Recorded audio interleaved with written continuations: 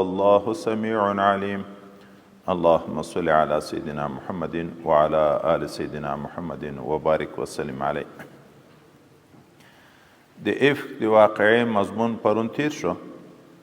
د آیاتونه څه یا نورم د افک واقعي په متعلق کې دي. رب کریم یا ایها الذین آمنوا ای هغه کسانو چې تاسې ایمان راوړئ لا تتبعوا خطوات الشیطان، تاسې متابعت د ګامو د شیطان مه کوئ. دا چې د نیکو خلکو په باب کې غلط سوچ در اچي او بیا لګیا کېږي خبرې کوي، دا د شیطان لمسون ده، د شیطان متابعت مه کوئ. ومن یتبع خطوات الشیطان، هر چا چې متابعت وکړو د قدمو د شیطان، فانه دا شیطان یأمر بالفحشاء والمنکر، بېشکه دا شیطان امر کوي خپل تابع ته په بېحیا او بدو کارو باندې. ولولا فضل الله علیکم ورحمته، که نه وی فضل د الله تعالی په تاسې او رحمت د الله تعالی په تاسې باندې، ما زکا منکم من احد ابدا، نو بې پاک کړی د تاسې نه هیڅوک ټول عمر. د دغه واقعي بیانولو نه به هیڅوک هم نه و پاک کړی د دغه ګناه د جرم نه. ولکن الله یزکي من یشاء، لیکن الله پاکوي هغه څوک چې ورته خوښی شي. چې د آیتونه نازل شوه د ام المؤمنین صفایي الله تعالی وکړه، نو هغه مسلمانان چې و مخلص مسلمانان خو د منافقینو نه متاثر شوي و، دیم دغه خبرې کړې، یغو بیرته په اخلاص توبه وایسته. د یغو مخلصو مسلمانانو توبه الله قبوله کړه. وایي که داسې جرم و دومره لوی که د الله فضل نه وی د چا څه به هېچا توبه نه وه قبوله کړې ټول عمر، خو لیکن پاکوي الله تعالی په توفیق د توبې سره هغه څوک چې خوښه شي.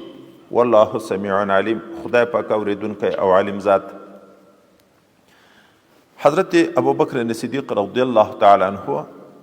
مخکې به د حضرت مستح رضی الله تعالی عنه سره د قرابت او د مسکنت د وجه نه چې یو یې قریب و بل هغه مسکین و، نو ده به کومکونه ورسره کړه. په دغه قصه کې چې د ام المؤمنین په باب کومې خبرې کېدې، دغه حضرت مستح هم په دغو خلکو کې و چې دا خبرې ډېرې کړې. کله چې د ام المؤمنین صفایي الله تعالی بیان کړه، نو صدیق اکبر رضی الله تعالی عنه قسم وخوړ چې د دغه نه بعد به زه د حضرت مستح سره بیا کومک ونه کم. قریب مې هم و او ما څومره ډېر کومکونه هم ورسره کول، د هغه باوجود دی جګ شو د ما په لور پسې په ناحقه داسې غږېده. ده چې قسم وخوړ، الله تعالی آیتونه نازل کړه.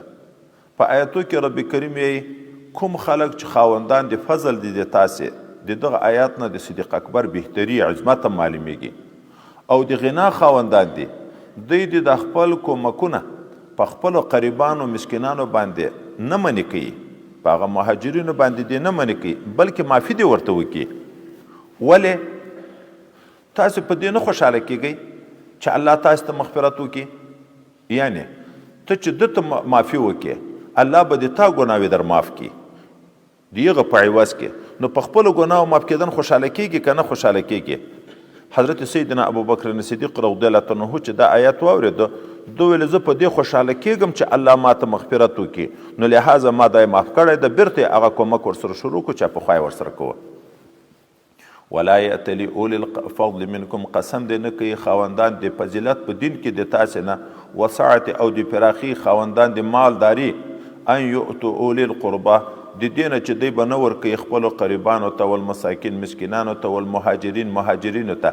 دا خو درې سره صفات په هغه کې موجود و، هم قریب و، هم مسکین و، هم مهاجر و. فی سبیل الله، په لار د الله تعالی کې د هغه نه منې کوي، بلکې وليعفو، عفو دې ورته وکړي.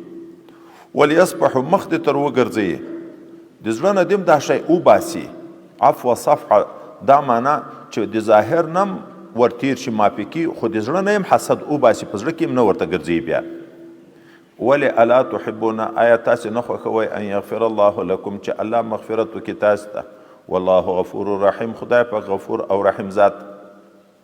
وای الله سره له جرمه چې بنده جرم کی او سره له قدرت چې دای مجرم ته په عذاب ورکولو قادر هم د بیا معافي کی.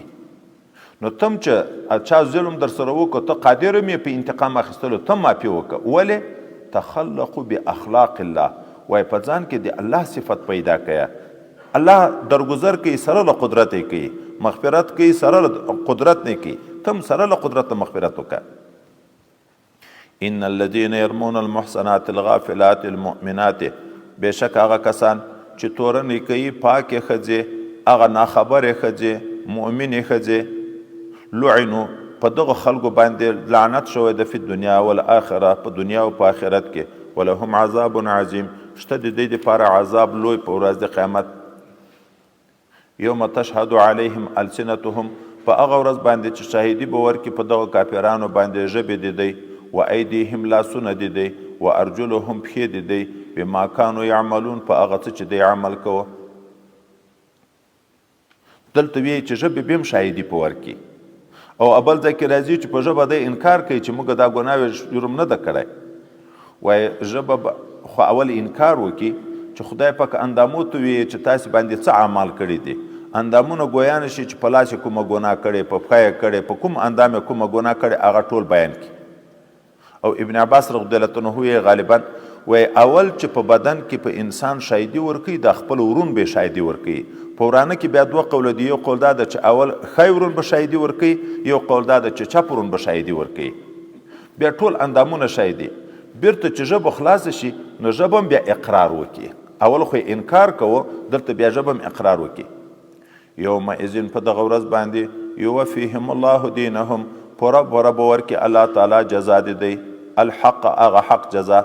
ویعلمون ان الله هو الحق المبین او پوی بشي دی په دغه وخت کې چې الله تعالی چې ده هغه حق ثابت ده په اعتبار د ذات او د صفاتو خپلو کې په ښکاره ظاهره الوهیت ربوبیت سره. مخکې خو په دنیا کې د الله تعالی په خدایي کې دی شک کوه خو هلته به بیا دی وایي دا ومني چې قیامت چې د خپل اندامونه هم شاهدي په ورکړي چې الله تعالی په رښتیا په حق او په ښکاره خدای ده هېڅ شک و شبه د ده په خدای کې نشته. الخبيثات للخبيثين والخبيثون للخبيثات والطيبات للطيبين والطيبون للطيبات أولئك مبرؤون مما يقولون لهم مغفرة ورزق كريم. الخبيثات بیکار خبره للخبیثین د بیکار خلق عادت ته دیغو برخه ده والخبیثون بیکار خلق للخبیثات د بیکارو خبرو د پاره دي والطیبات پاک خبره للطیبین د پاک خلقو د پاره دي والطیبون پاک خلق للطیبات د پاک خبرو د پاره دي. یو معنی. دومه معنی الخبیثاتو بیکار ښځې زناکار فاحش ښځې للخبیثین دا لایق دي د خبیثو خلکو سره والخبیثون او خبیث خلک للخبیثات لایق دي د خبیثو ښځو دپاره والطیباتو پاکې ښځې للطیبین دا د پاکو سړیو دپاره دي والطیبون پاک سړي للطیبین للطیبات د پاکو ښځو دپاره دي. دا آیات ویلیا ډیر صریح ده په پاکي د حضرت ام المؤمنین رضی الله تعالی عنها کې. ولې نبی علیه السلام پاک ده که ناپاکه د هغه په باب کې خو څوک شک و شبهه نشي کولی. الله فیصله وکړه چې د پاکو خلکو پاکې ښځې دي. وایي د نبي ښځه کافره راتلی شي خو زناکاره نه، ځکه مخکې وختو کې د کافر سره نکاح روا وه. لوط علیه السلام ښځه کافره وه، د نوح علیه السلام ښځه یوه کافره وه. د کافرې ښځې سره د نبي نکاح راغلی خو داسې چیرې هم خدای پاک نه دی کړي چې د نبي ښځه د فاحش او بد عمله وي، زناکار او بد عمله دي وي. ځکه د زناکارې ښځې د نیک سړي سره اوسېدن دا خو دوسي ده. خدای پاک د نیکو خلکو سره بېکاره ښځې نه یو ځای کوي. اولئک دغه پاک خلق مبرؤون پاک دي مما یقولون دیغه خبرو نه چې دا دی پسې کوي خو په عوض کې په دې پسې خو خبرې راغلې لهم مغفرة د دې دپاره مغفرت ده ورزق کریم او رزق پاک او عزتمند ده چې جنت ده. ام المؤمنین حضرت عایشې صدیقې رضی الله تعالی عنها ته خدای پاک ډیر امتیازات ورکړي دي. د هغو امتیازاتو جملې نه یو ده چې مخکې تر نکاح نه خدای متعال په خوب کې حضرت نبی علیه السلام ته څو وارې دا ورلیدلې ده چې دا به د تا بیبي. حضرت جبرائیل علیه السلام به په وریښمین لباس کې ورته راوړه چې دا به یې تا بیبي. دوم په بیبیانو کې پیغله صرف یوه دای کړې ده، نورې ټولې کونډې کړي دي، یوه دای پیغله کړې ده. دریم د دې دپاره د جنت زیری ده، دغه د ورزق کریم وایي لهم مغفرة ورزق کریم الله وعده کړې ده، د جنت زیری د دې دپاره راغلی. څلورم جبرائیل علیه السلام دې ته سلام واچولی. پنځم چې نبی کریم صلی الله علیه وسلم وفات کېدو د دې په غیږ مبارکه کې د ده روح مبارک د دنیا نه تللی. خدای متعال حضرت عایشې ته دا عظمت ورکړی چې په صحابهو کې تر ټولو نه لوی مقام د صدیق اکبر ده، دا د هغه لور ده. د نسب په لحاظ باندې عظمت ده، د تعلق په لحاظ باندې عظمت ده، او محبوبه د رسول الله صلی الله علیه وسلم ده. حضرت مسروق رضی الله تعالی عنه چې د دې شاګرد ده، د دې نه به چې روایت نقل کوه، حدثتنی صدیقتو بنت الصدیق العفیفه الحبیبة رسول الله صلی الله علیه وسلم. صدیقه د صدیق لور، پاکه محبوبه د پیغمبر صلی الله علیه وسلم. او دغسې نبی علیه السلام ویلی دي چې فضیلت دې په نورو ښځو دومره ده لکه فضیلت د شوروا د مړۍ په نورو مړیو باندې. دغه نبی علیه السلام د دې په باب کې ویلی دي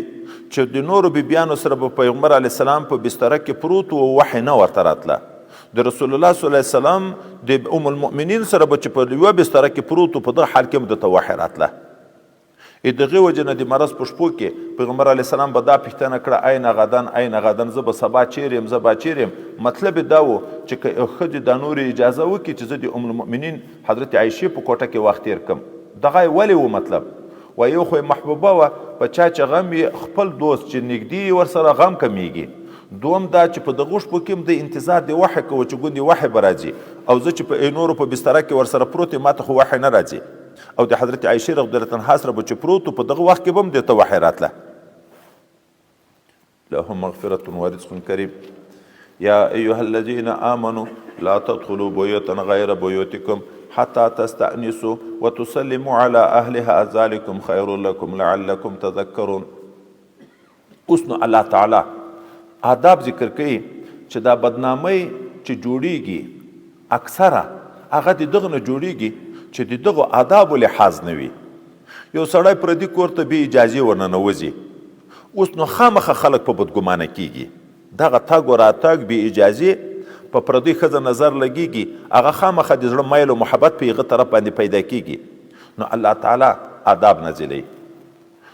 چې کوم کور د تا د خپلې کوټې نه بغیر بلې کوټې ته چې ورځي، الله تعالی وي بې اجازې نه به نه ورځي. او چې بیا اجازه درته وشوه اهل دغه کوټې ته به سلام اچوي، دا د تاسو لپاره ډېر خیر ده. که څوک په کوټه کې نه و بیا مه ورننوځئ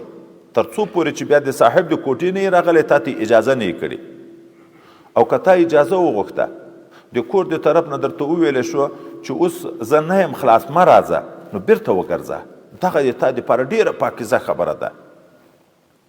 اوس دغه آدابو کې راغلي دي احادیثو مبارکو کې چې تشریح ده چې ته چې ورځې کوم کور ته اجازه چې غواړې، نو وره ته به مخامخ نه درېږې. وایي هغه وخت کې خبره وه چې په ورو پسې پرده اچول رواج نه و. اوس هم په ډېرو قومونو کې نشته دغه رواج چې په دروازه پسې پرده پرته وي. اوس نو چې دروازه پسې پرده نه وي، دروازې ته مخامخ چې دروازه خلاص وي، خو دننه هر څه وینې، نه به مخامخ دروازې ته درېږي او نه به د دروازې تر چولو یې وارې ورګورې چې ودرې په کور کې څوک شته که نشته. دا اجازه خو وي د دې دپاره چې هلته د نظر ونه لګېږي، او نظر وایي صرف دا نه ده چې په ښځه ونه لګېږي. کله په کور کې دننه د چا یو داسې شی وي، دا نه غواړي چې د ما دا شی څوک وویني.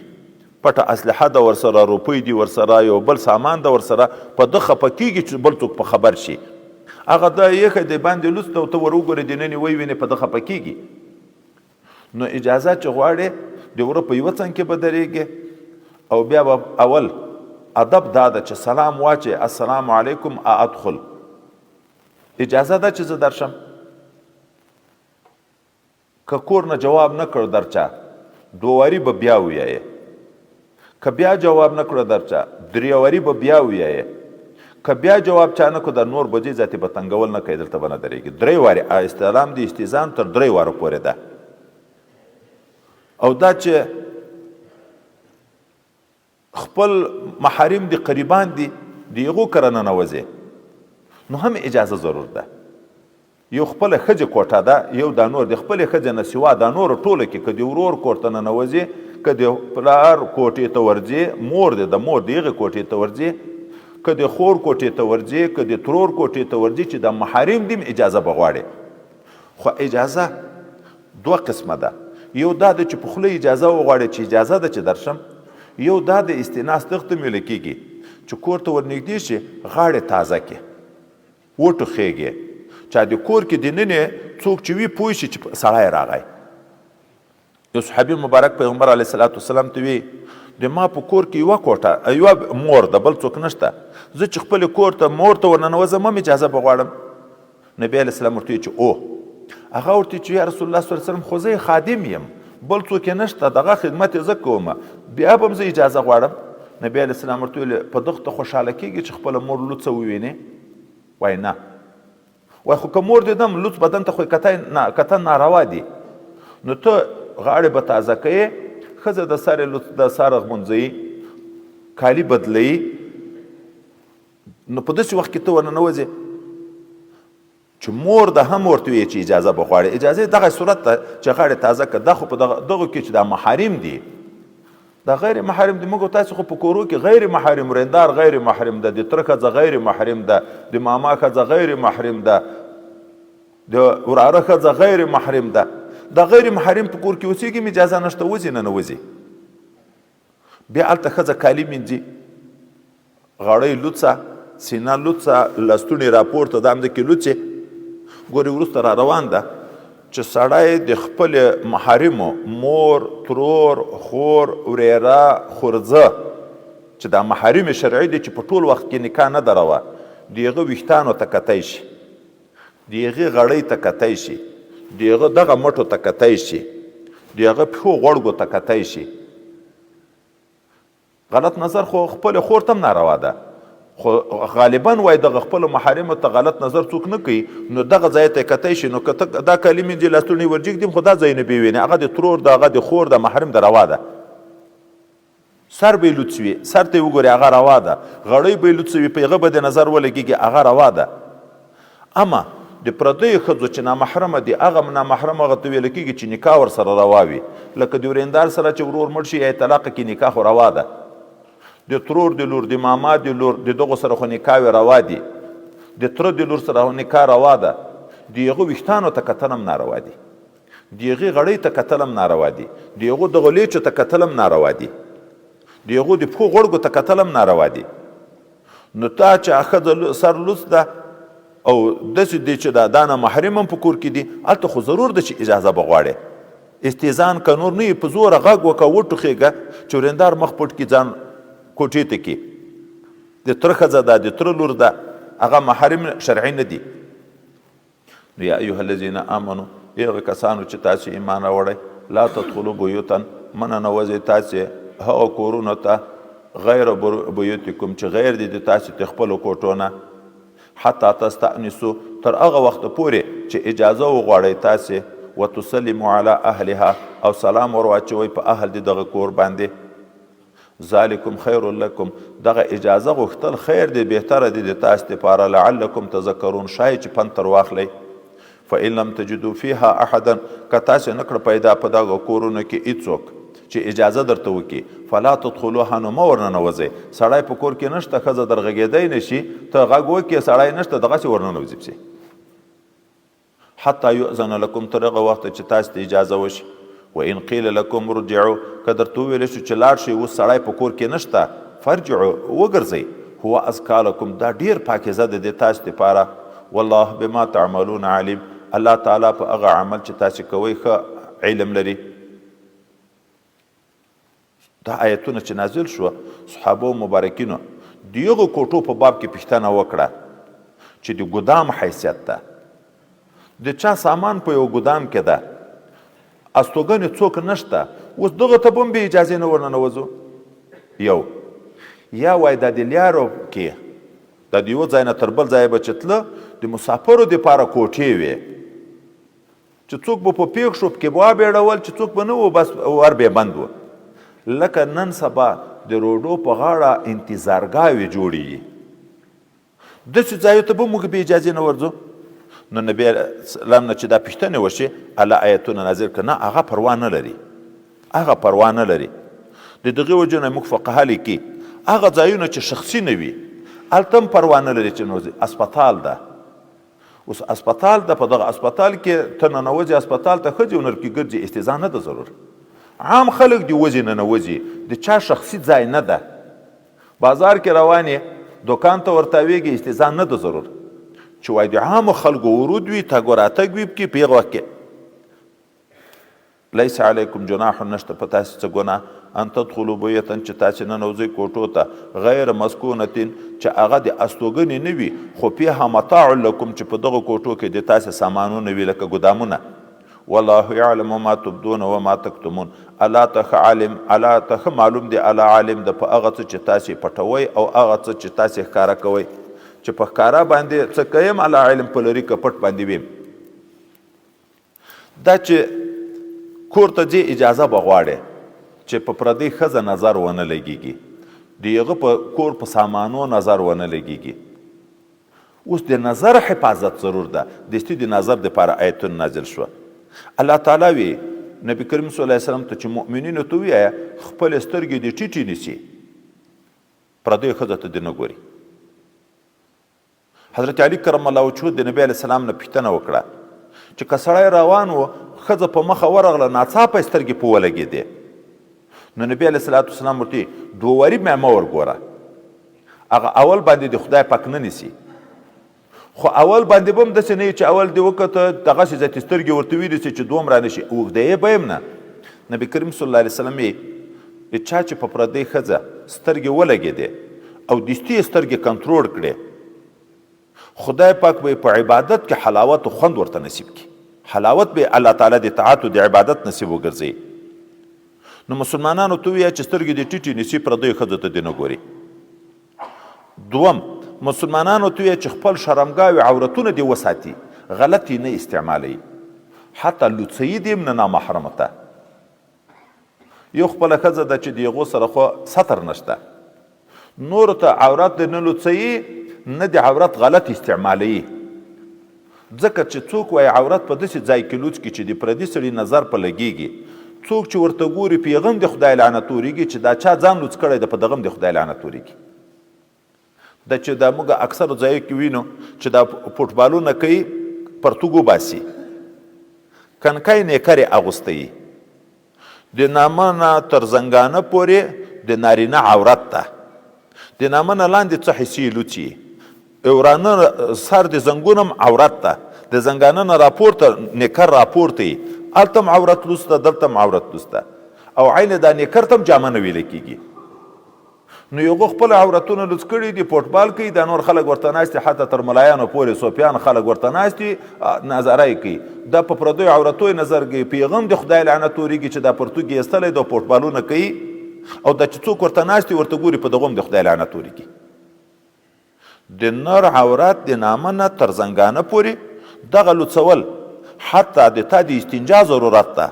استنجا وایې، خو هلته خلک ځي و راځي، د پټېدن ځای نشته، مسله دا د استنجا به نه وایې، خو عورت به نه لوڅوې. او یو داسې لوڅېدن ده چې د مجبوریت وي، سړی د قضای حاجت کوي، جوابي چای کوي، هغه خو بې لوڅېدن د عورت نه نه کېږي. اوس د ځکه نور ځای نه کو پیدا، پټ ځای نه و، هلته د لارې په یو غاړه باندې مخ وګرځوه، په یو طرف باندې په جوابي چي کېنست. اوس دا مجبور ده، خو بل څوک چې ورته ګوري په هغه لعنت اورېږي. دا مجبور ده، په ده لعنت نشته، خو بل څوک چې دته ګوري په هغه باندې د خدای لعنت ده. قل للمؤمنین، ووایه مؤمنینو ته یغض من ابصارهم، ټیټې دې کړي سترګې خپلې د نامحرمه نه، ویحفظوا فروجهم، او ودې ساتي فرجونه خپل، سترونه خپل د حرامو نه. ذلک ازکا لهم، دغه سترګې ټیټول، د خپل عورت پټول، دا ډیر پاکیزه ده د تاسو لپاره. ان الله خبیر بما یصنعون، بېشکه الله خبردار ده په هغه څه باندې چې دا خلک یې کوي. نرانو په باب کې حکم شو چې دوی د سترګې ټیټې نیسي. اوس د نامحرمو پردیو ښځو ته نظر څنګه ده؟ ټول بدن ته ناروا ده که خاص ځایونه استثناء شته. د مخ او د لاس نه سوا په نور بدن کې خو اتفاق ده چې نامحرمه ښځې ته کتل ناروا ده. د دوی ویښتانو ته کتل، د دوی غړۍ، سینې ته، مټو دغه څنګلو ته، غوړګو ته، نور بدن ته، خېټې ته، ملا ته، دغو ته کتن دا خو اتفاقي ده چې ناروا ده. په دې کې خو اختلاف نشته. خبر په دې کې ده چې مخ ته کتن یا دغه لاس ته کتن دا څنګه ده. بعضې علما وي چې د مخ په لوڅولو او په لاس په لوڅولو کې ضرورت ته ښځې ته، ځکه کله به په کور کې ښځه بل څوک نه لري نو دا به مجبوره کېږي چې بازار ته ووځي، سودا وکړي. په سودا کې روپۍ ورکوي یا شی را اخلي، نو دا لاس خو ټول نشي پټولی، تر دغه ځایه چې پټ یم دا ځای خو لوڅېږي. هغه کتلو کې ورته تګ راتګ خبرو کې مخ لوڅېږي. لیکن عام فقها په دې باندې دي چې مخ د ټولو ښایستو مجمع ده. د پردۍ ښځې مخ ته کتل صرف په هغه وخت کې روا ده چې خوف د فتنې نه وي. خوف د فتنې څه معنا؟ چې سړي ته په زړه کې غلط سوچ نه پیدا کیږي. دا وایي هلته چې ښځه دومره زړه ده چې د ډېر زړوالي نه د چا شهوت نه ورته پیدا کیږي. او انسان چې زوړ شي رنګ هم کمزوری شي، نو رنګ هم کمزوری او د زړښت په لحاظ باندې هم د چا شوق نه ورته کیږي. نو هلته که داسې ښځې ته وګوري چې دا خوف د فتنې نه یې پروا نه لري، او که خوف د فتنې ده، ښځه د دې عمر نه خو لویه ده لیکن وایي ښایست لري، دومره رنګ یې نه ده کمزوری شوی چې چا شوق نه ورته کیږي، بیا به هم نه ورته ګوري. او که سړی ځوان ده، ښځه پیغله ده، دغه ته خو کتن ده ناروا، دلته خو ده فتنه. ولې؟ حضرت پیغمبر صلی الله علیه وسلم په اوښه سپور ده، شاته حضرت فضل ابن عباس رضی الله عنه د حضرت عباس زوی د ده د اکا زوی ورسره سپور ده، د حج سفر ده. د خثیمه د قوم یوه ښځه راغله، ځوانه ښځه ده، ښه ښایسته ده، حضرت فضل هم ډېر ښایسته و. دغه حضرت نبی علیه السلام نه دغه ښځه پوښتنه کوي، پلار مې سپین ږیری، حج په فرض ده خو په اوښه ځان نشي تکیه کولی، راتلی نشي، که زه د ده دپاره حج وکړم د غاړې په خلاصېږي که نه؟ نبي علیه السلام ورته ویله چې او. خو عین په دا خبرو کې دا ښځه دغه ځوان ته وګوري، دا ځوان هغه ښځې ته نبي علیه الصلاة والسلام د حضرت فضل داسې مخ ور وګرځو، په دا بل طرف یې تر واړوه. حضرت عباس ولید دا حالت، بیا حضرت عباس پوښتنه تر کوي چې یا رسول الله صلی الله علیه وسلم د خپل اکا زوی مخ دې ولې وګرځوه؟ ده ورته وویلې ځوان ښایسته سړی ښایسته ښځه وه، زه په دغه وډار شوم. ګورې دا خوف د فتنې دی، زه په دغه وډار شوم چې شیطان دوی ته غلط سوچ ور وانه چي، چې ځواني یې وایي هغه د منشه وښوه، ځوان سړی او ځوانه ښځه، زه په دغه وډار شوم چې ده چې دی چې شیطان غلط سوچ ور واچوي، ځکه مې مخ ته وګرځوه. نو سړی به پردۍ ښځې ته چې هغه داسې ښځه ده چې یعنې اشتها ورته کیږي،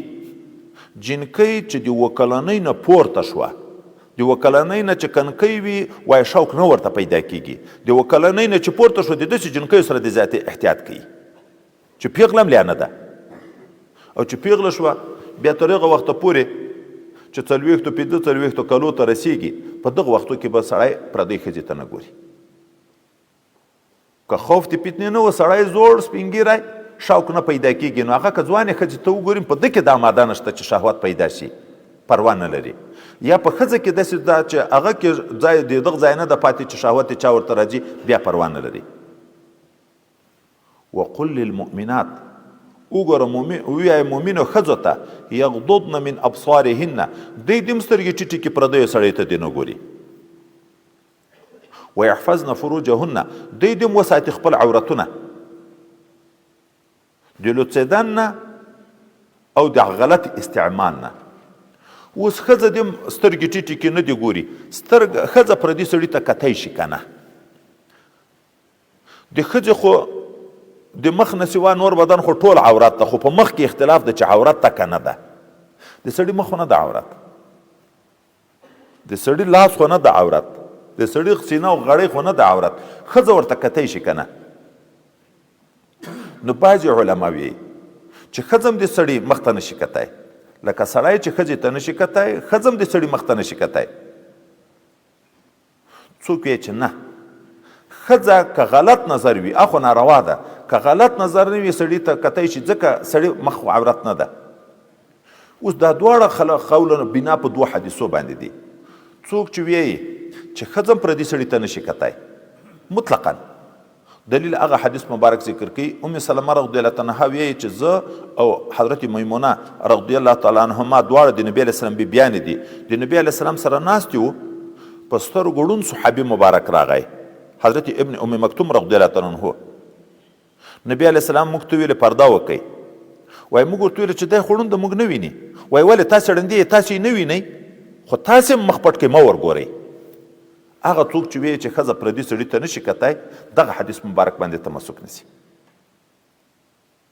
او هغه څوک چې وایي چې ښځه پردي سړي ته چې غلط نظر نه یي کتی شي د سړي مخ ته، بیا په هغه حدیث مبارک باندې ښځه طلاقه کړه 3 طلاقه میړه، او دغه ښځه میړه یم چیرې په سفر و 2 طلاقه مخکې کړی و 3م طلاق یې راولېږو، د میړه د کور نه ووته، ځکه کور په اسارا کې و، د دغه خطر و چې څوک ور واوړي. نبی علیه الصلاة والسلام ورته ویلې چې ته عده تېره کړه د ابن ام مکتوم رضی الله عنه په کور کې، دغه د ړانده صحابي مبارک په کور کې عده تېره کړه، ولې دی ړوند تا نه ویني. اوس ښځه ټوله عده په دغه کور کې تېري، هغه ته به ګوري که به نه ګوري. نو څوک وي دا د امام صاحب مسلک ده چې پردي سړي ته چې خوف د فتنې نه وي، غلط نظر نه وي. که خوف د فتنې و ځوانه ښځه د زړي ته یې کته شهوت پیدا کېدو بیا خو دې نه ګوري، خو چې غلط نظر نه وي هغه کتی شي. دلته هغه حدیث مبارک چې هغه نبی علیه السلام او ازواج مطهراتو ته ویلې تاسې ړندې خو تاسې ما ورته ګورئ، وایي هغه بل راز و، هغه چونکې ړوند صحابي و او پخوا خو پرتګونه نه و لنګونه و. اوس دی چې را روان ده پیغمبر علیه السلام دا پوه شو چې اوس دی چې کینی کله کېدی شي ورون هم لوڅ شي، او ورون خو دا عورت یخته خو کتن بیخي حرام ده. نو نبی علیه السلام مخکې نه دوی ته ویلې تاسې پرده وکئ. خو ړوند دغه غریب خو د ځان پوره اهتمام نشي کړی. خو غرض ده چې ښځه کتل سړي ته که غلط نظر باندې نه وي، سوچ نه وسواس نه پیدا کیږي، روا شو ځکه چې د سړي مخ عورت نه ده،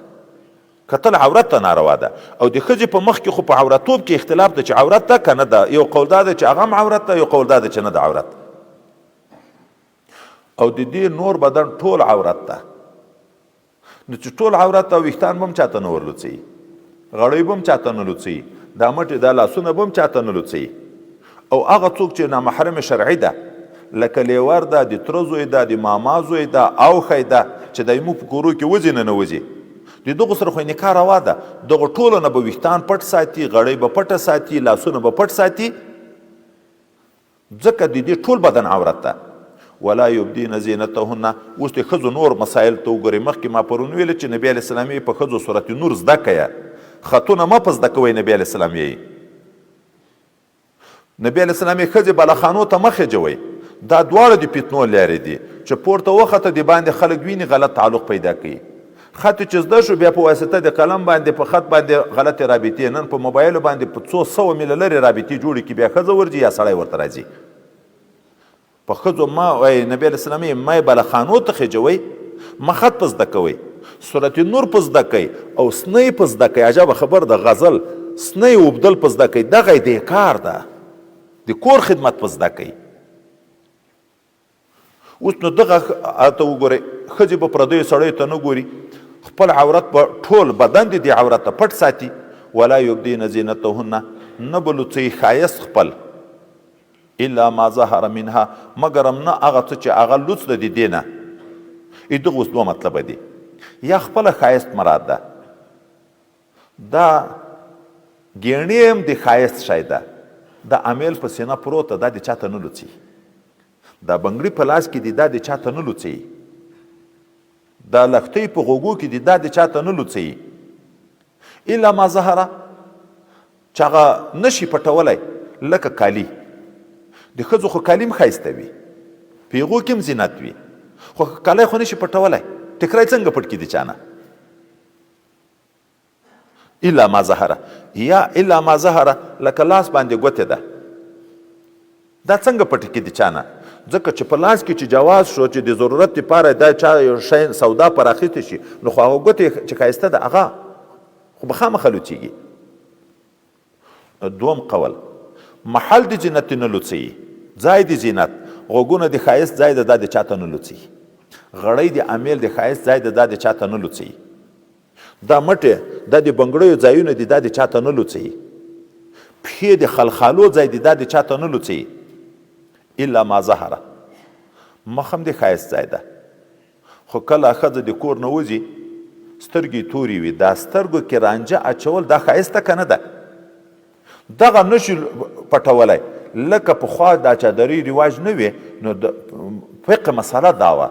ښځه چې د کور نه د مجبوریت په خاطر وځي نور ځان به پټ کړي مخ به پټ کړي خو دا یوه سترګه به لوڅوي چې لیار پې ویني اوس دغه سترګه په سترګه کې زینت ته رانجې پکې استعمال کړي دي خو دا لوڅه ده مجبوره ده دغه سترګه نشي پټولی بیا خو لیار نه ویني چې لاړه شي الا ما ظهره دا بیا پروا نه لري ځایونه د ښایست هم چاته نه لوڅوي او دا چې په ګریوان ښایسته ده کړی د پټک باندې غمی پټک ویلی دي امیل په پروت ده په دغه د برسیره پلاو اچوي ګورئ دومره سطر لحاظ ته اوس ګورئ پلاو دې په اچوي چې دغه د سینې ښایست دی دا د کالي دا د خپله سینه خو نه دا د ګریوان ښایست هم څوک ونه ویني وليضربن بخمورهن على جيوبهن راتاو دي کی ټیکری خپل په ګریوانو باندې چې موږ تاسو پښتو کې پلاو ورته وي دا ټیکری د دسې په سر کې چې دسې واچي وای د دسې اچول سره غوږونه به هم پټ شي غړۍ به هم پټه شي سینه به هم پټه شي وروسته یو ځای به راځي ولا تبرجن تبرج الجاهلیة الاولى پخوا وختو کې ښځو ټیکری به په سر کوه هم دا ټیکری به دواړه لورې داسې شاته واړوه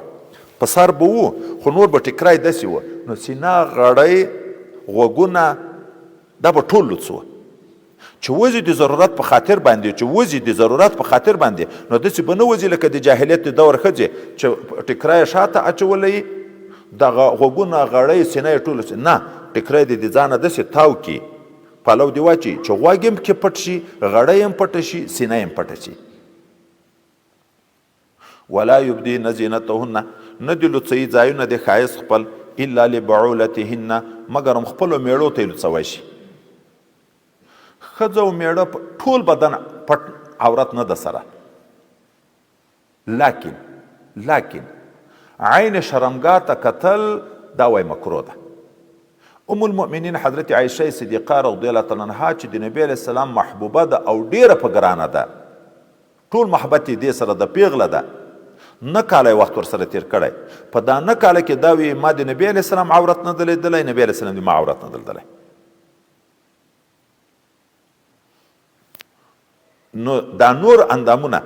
دغه خو میړه ته ذاتي ټول بدن لوڅوی شي خو دغه ځایونه دلته نه دي تر مراد ټول بدن ځکه چې دا وروسته چې را روان دي په عطف کې هغه کې دغه لیچې دغه غړۍ دا سر دغه مځکې دي نو نه دي لوڅوي ځایونه د ښایست الا لبعولتهن میړو خپلو ته او ابائهن یا پلرو خپلو ته او اباء بعولتهن یا پلرو د میړو ته چې موږ تاسې خسر ورته ویو او ابنائهن یا خپلو زمنو ته او ابناء بعولتهن یا بونځي چې د میړه زمن دي دې نه دي خو د میړه زمن دي بونځیو ته لوڅوی شي او اخوانهن یا ورونو خپلو ته لوڅوی شي او بني اخوانهن یا ورېرونو ته لوڅوی شي او بني اخواتهن یا خوریونو ته لوڅوی شي کوم ځایونه د ښایست لیچې غوږونه غړۍ دا د ښایست ځایونه دا دغه خپلو محارمو شرعیو ته دغو ته لوڅوی شي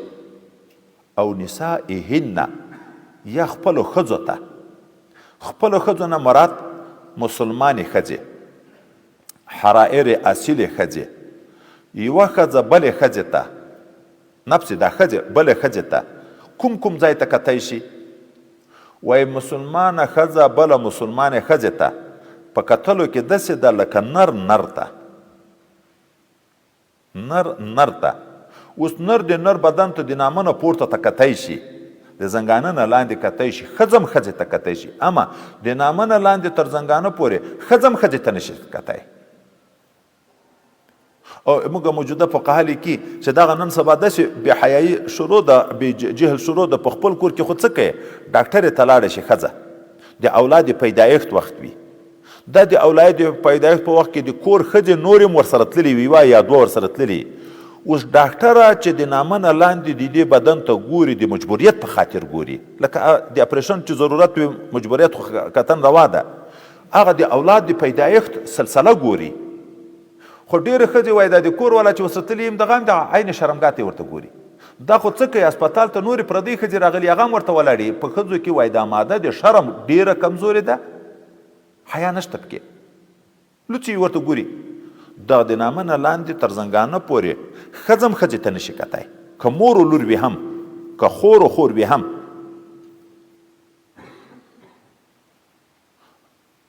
او ما ملکت ایمانهن یا هغه مینځې چې دوی مالکانې دي د هغو مینځو که لاس ور لوڅ کي که سر لوڅ کي که غړۍ لوڅه کي پروا نه لري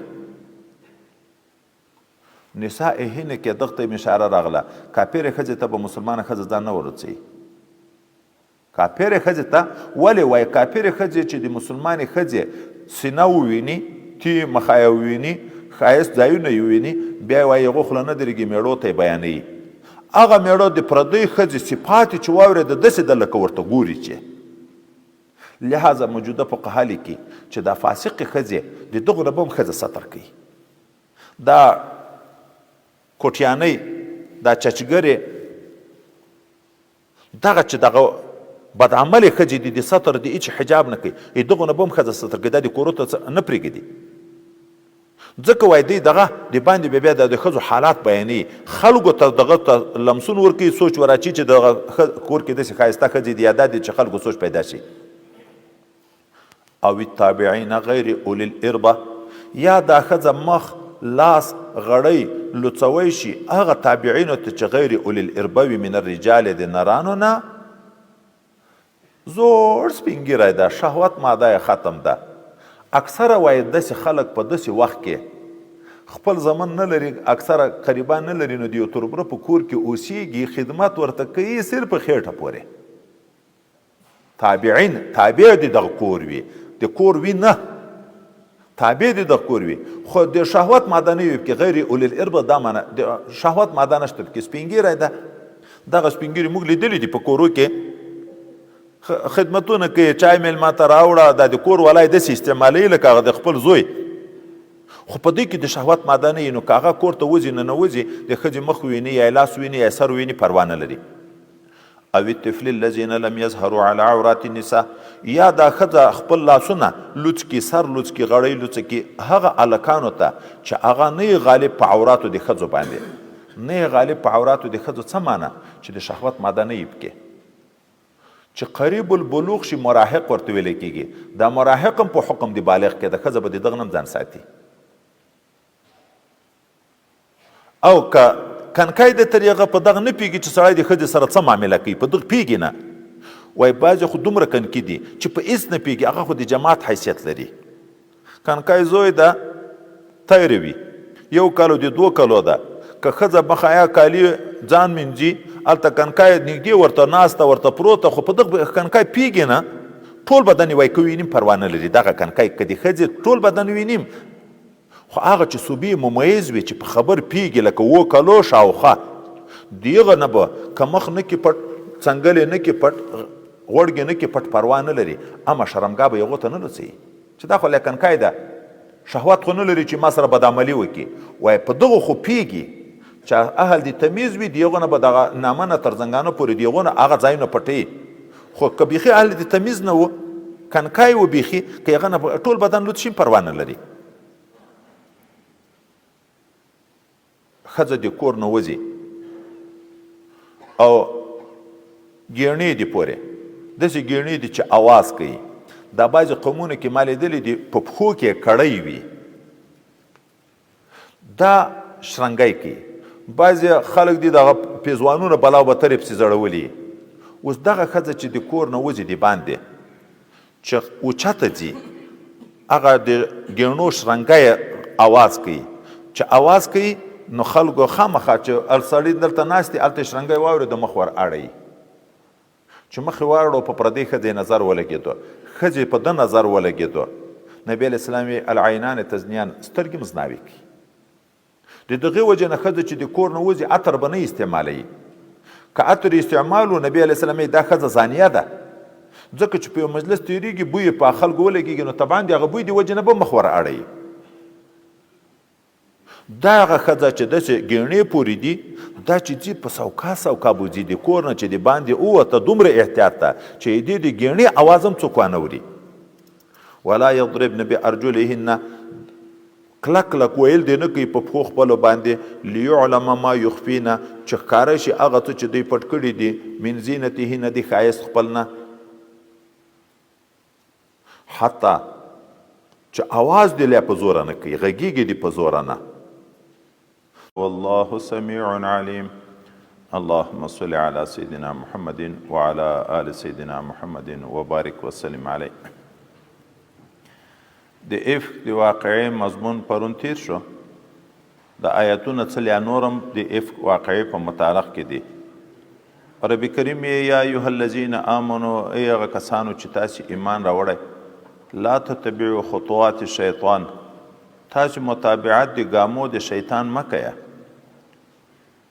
دا چې د نیکو خلکو په باب کې غلط سوچ در اچي او بیا لګیا کېږي خبرې کوي، دا د شیطان لمسون ده، د شیطان متابعت مه کوئ. ومن یتبع خطوات الشیطان، هر چا چې متابعت وکړو د قدمو د شیطان، فانه دا شیطان یأمر بالفحشاء والمنکر، بېشکه دا شیطان امر کوي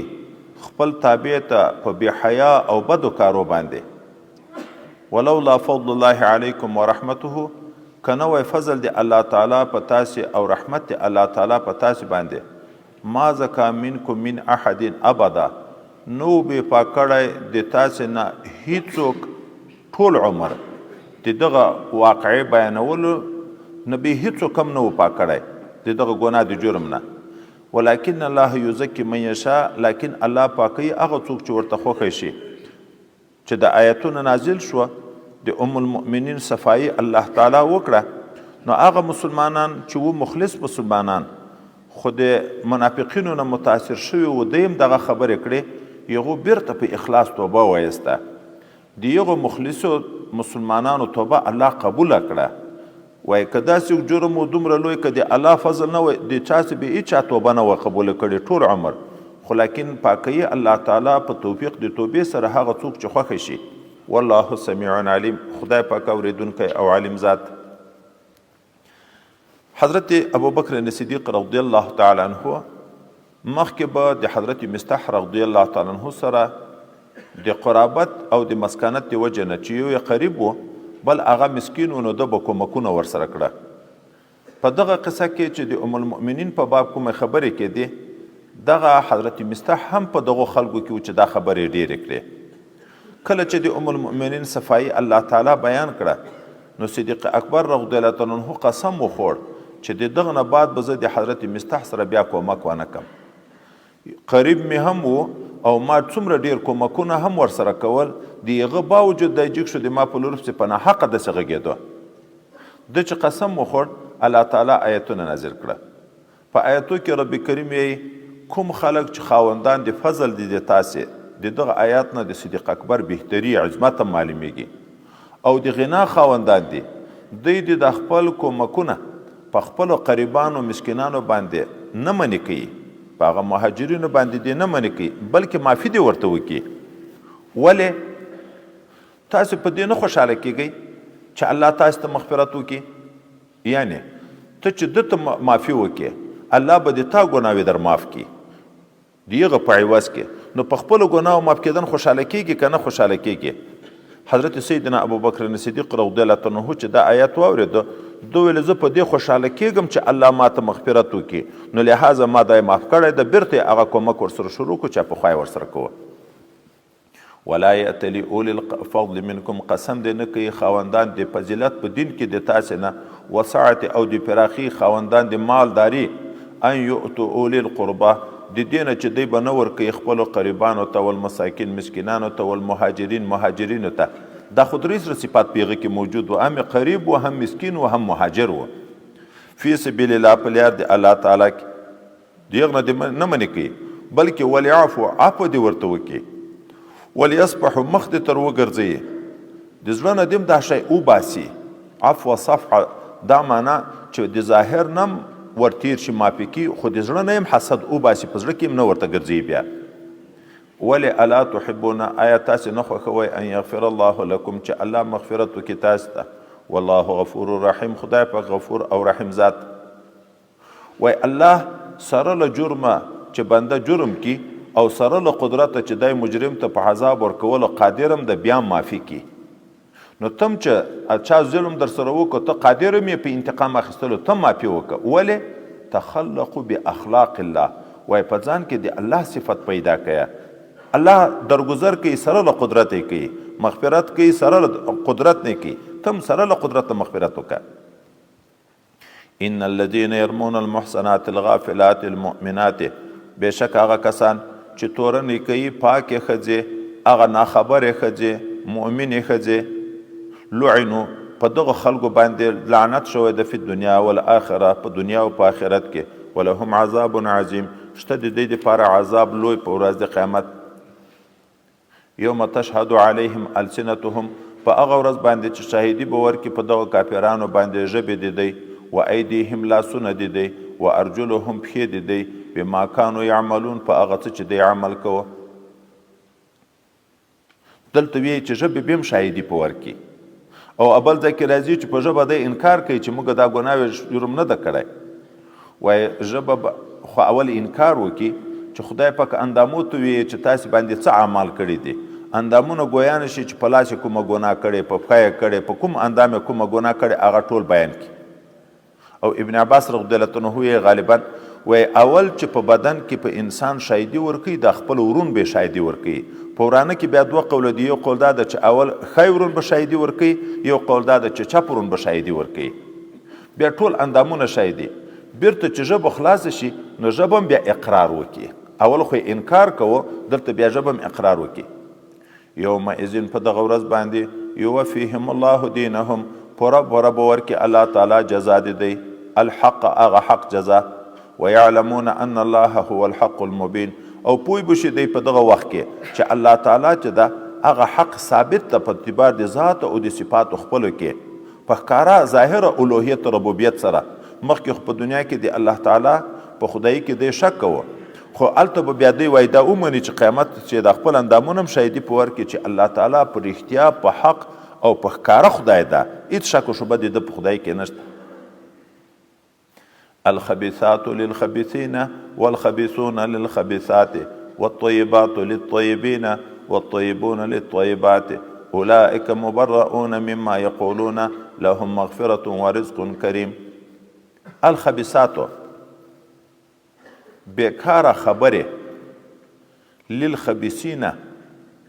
د بیکاره خلکو عادت ته د یغو برخه ده والخبیثون بیکاره خلک للخبیثات د بیکارو خبرو دپاره دي والطیبات پاک خبره للطیبین د پاکو خلکو دپاره دي والطیبون پاک خلک للطیبات د پاکو خبرو دپاره دي یوه معنی دومه معنی الخبیثاتو بیکاره ښځې زناکارې فاحشې ښځې للخبیثین دا لایق دي د خبیثو خلکو سره والخبیثون او خبیث خلک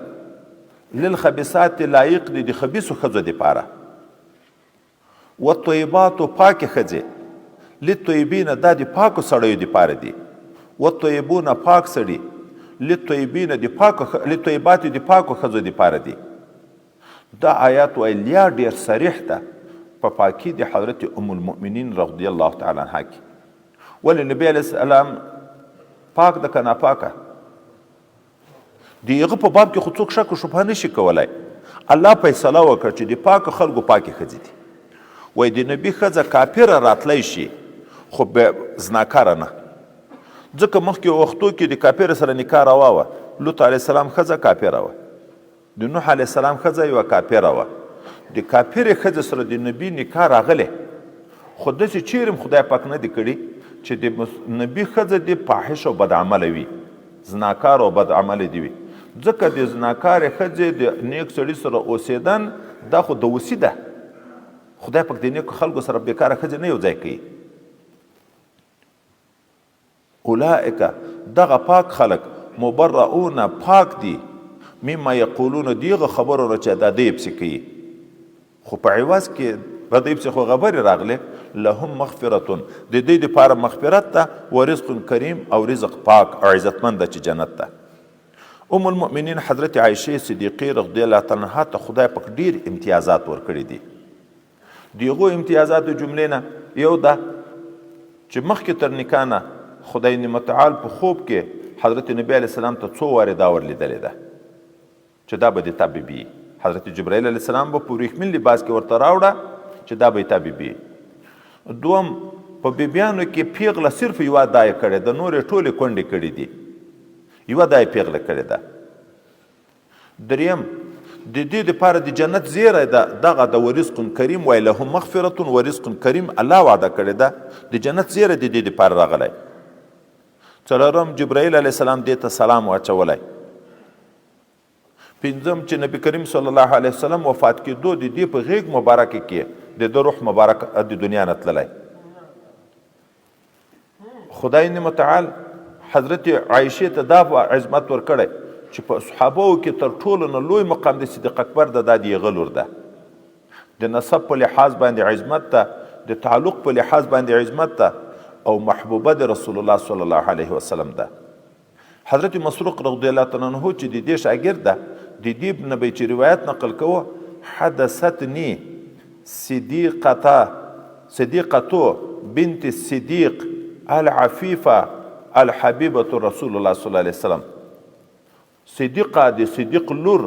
پاکه محبوبه د پیغمبر صلی الله علیه وسلم. او دغسې نبی علیه السلام ویلی دي چې فضیلت دې په نورو ښځو دومره ده لکه فضیلت د شوروا د مړۍ په نورو مړیو باندې. دغه نبی علیه السلام د دې په باب کې ویلی دي چې د نورو بیبیانو سره به پیغمبر علیه السلام په بستره کې پروت و، وحی نه ورته راتله. د رسول الله صلی الله علیه وسلم د ام المؤمنین سره به چې په یوه بستره کې پروت و، په دغه حال کې به درته وحی راتله. دغې وجې نه د مرض په شپو کې پیغمبر علیه السلام به دا پوښتنه کړه این غدن این غدن، زه به سبا چیر یم زه به چیر یم. مطلب یې دا و چې که ښځې دا نورې اجازه وکړي چې زه د ام المؤمنین حضرت عایشې په کوټه کې وخت تیر کړم. دغه یې ولې و مطلب و یو خو یې محبوبه وه، په چا چې غم یې خپل دوست چې نږدې یې ورسره غم کمیږي. دوم دا چې په دغو شپو کې هم د انتظار د وحی کوه چې ګوندې وحی به راځي، او زه چې په نورو په بستره کې ورسره پروت یم ما ته خو وحی نه راځي. او د حضرت عایشې رضی الله عنها سره به چې پروت و، په دغه وخت کې به هم دې ته وحی راتله. لهم مغفرة ورزق کریم. یا ایها الذین آمنوا لا تدخلوا بیوتا غیر بیوتکم حتی تستأنسوا وتسلموا على اهلها ذلکم خیر لکم لعلکم تذکرون. اوس نو الله تعالی آداب ذکر کوي چې دا بدنامۍ چې جوړیږي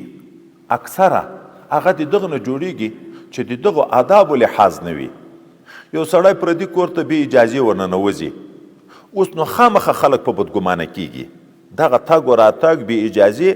په پردۍ ښځه نظر لګیږي، هغه خامخه د زړه میل او محبت په هغه طرف باندې پیدا کیږي. نو الله تعالی آداب نازلوي چې کوم کور د تا د خپلې کوټې نه بغیر بلې کوټې ته چې ورځي، الله تعالی وي بې اجازې نه به نه ورځي. او چې بیا اجازه درته وشوه اهل دغه کوټې ته به سلام اچوي، دا د تاسو لپاره ډېر خیر ده. که څوک په کوټه کې نه و بیا مه ورننوځئ تر څو پورې چې بیا د صاحب د کوټې نه یې راغلی تا ته اجازه نه یې کړې. او که تا اجازه وغوښته